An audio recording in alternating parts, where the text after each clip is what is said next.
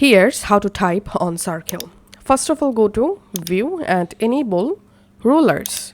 Now drag a vertical ruler to the center, also a horizontal ruler to the center. After that, select this Ellipse Tool and click on this shape option, and here you have to select path. Now to make a perfect circle, just hold down the shift key and draw a circle just like this, and at the same time you can hold down the space key to move the circle. So make your circle.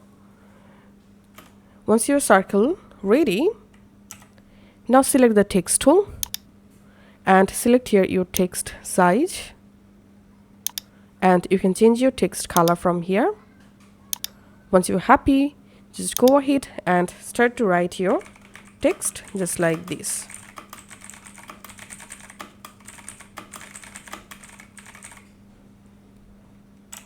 Click on Done. Now go to Window, enable characters, and now you can adjust your circle text using this option. You can also make your text smaller and bigger from here as well, just like this.